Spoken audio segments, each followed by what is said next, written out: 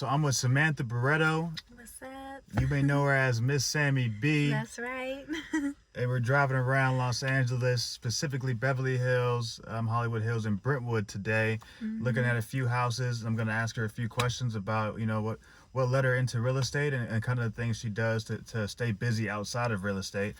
By the way, I chose these houses because I wanted to show you guys a variety of homes from new construction to architectural, mid-century. So it will give you a nice variety of homes that we have here in Los Angeles and what makes this market so special.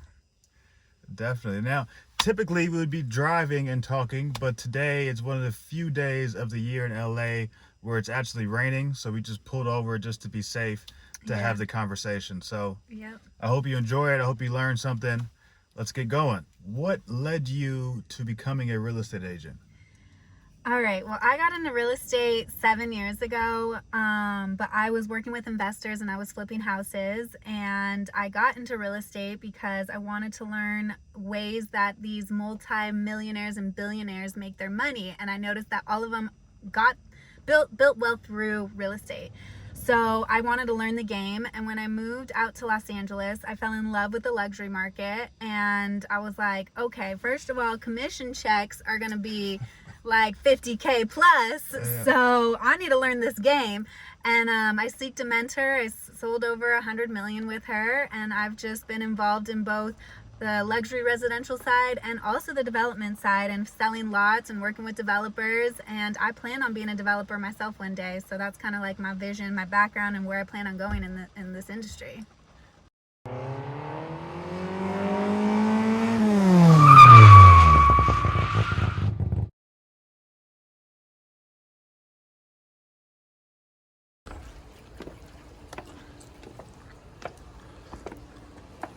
Five bedrooms, 8 bathrooms, 9,500 square feet, Beverly Hills proper.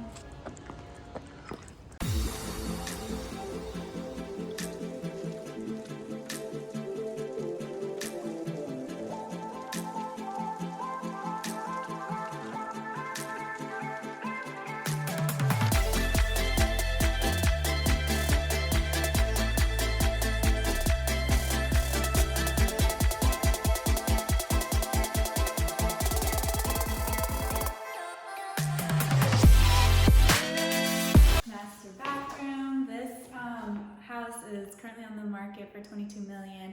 It was on the market years ago. They took it off. They leased it out for $95,000 a month. Nice little profit, little cash flow coming in, and it's back on the market. Built in 1987, completely remodeled a few years ago. So tell me a little bit about how you went from living in Las Vegas to coming out to Beverly Hills and going straight into real estate. Okay, so I was doing real estate out in Vegas.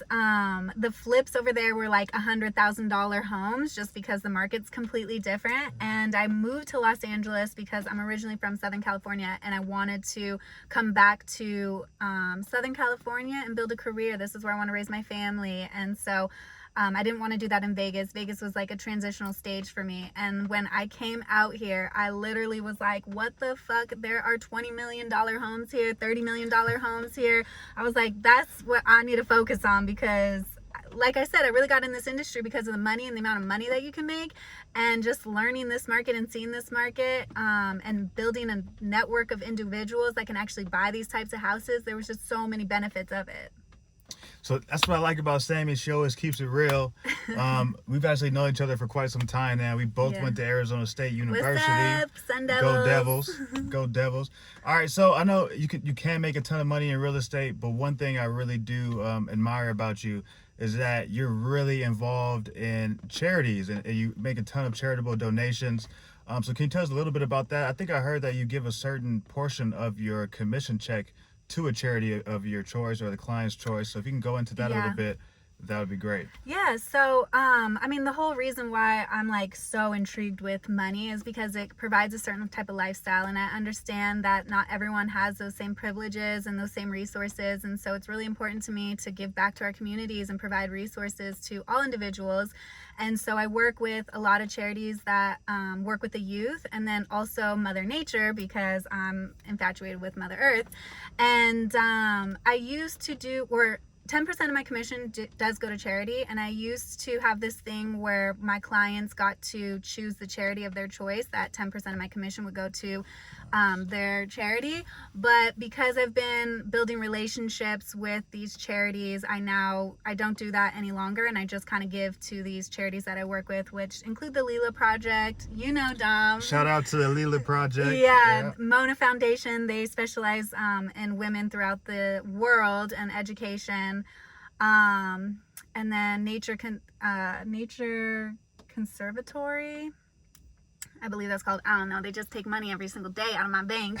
And for a good cause, though. Yeah, Hope for Kids. I sponsor this little girl in Uganda through school. I've known her since she was 5. She's now 14, and it's crazy getting letters from her. We're like pen pals. It's dope. But yeah, that's what it's all about. It's like, giving back to the community.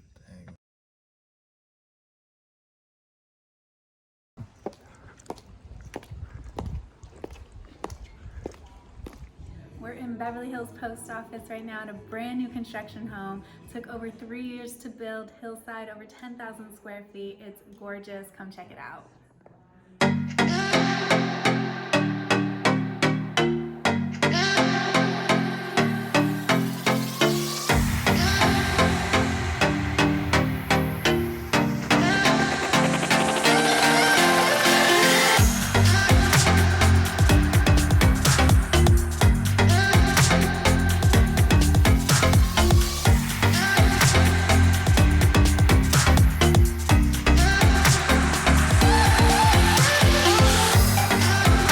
For the new real estate agents or the seasoned real estate agents that are looking for new tools to add to the tool belt, can you give a little bit of advice on, let's say, maybe the craziest deal that you've got and what led you to get to that deal and something that you learned from that? Honestly, the most special deal that I've done, I've sold family members' houses and also celebrity houses, but my favorite one's always the first one that I did, because there's nothing more than like feeling accomplished and like I can really do this. I was in the industry for 8 months before I got my first sale. I sat an open house one weekend. It was busy as shit. I probably got about 40 leads, and a month later I was in escrow with someone I met at the open house on a $1.2 million property in the hills. And so that moment just really stands out for me, because it was the first time where I felt like damn, I can do this. Like, I just sold a fucking $1.2 million house. My paycheck was 20 grand, and I was like, that was the biggest paycheck I've ever made. So that one's like the one that really stands out to me the most. So you got a $1.2 million sale from sitting in an open house. Yes, and I think that that's so important for people that are first getting started. Is people always ask me, like, should I be on a team? Should I be on my own? I think teams are really beneficial if the team has a lot of listings for you to sit open houses, because that's how you're really going to be able to build a pipeline of clients and buyers, and having conversations with people constantly that are in the market to buy. And that's how you learn, too, the market, so...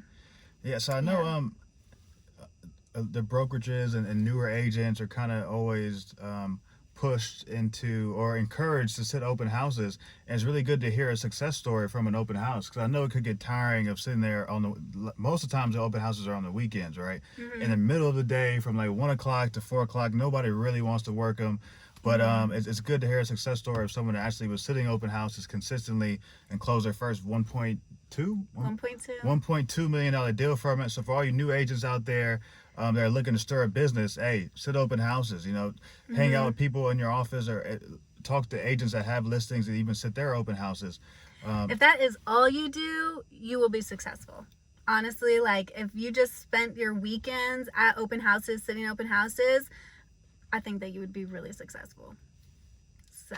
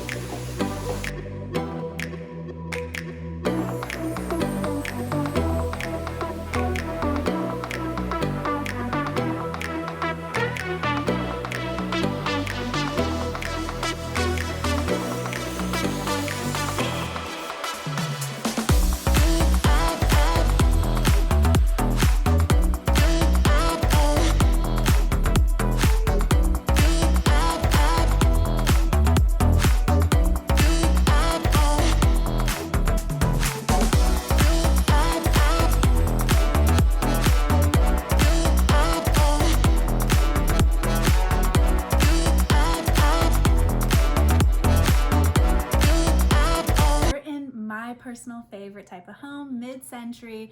What makes something mid-century is you have floor-to-ceiling windows, lots of natural light. You have these angles, and it's usually one story, but they have step downs throughout to kind of separate the rooms. Mid-century, they were built anywhere in the 1940s, 50s, or 60s, and they just happen to be my favorite. They're so beautiful, especially when they're remodeled and done perfectly.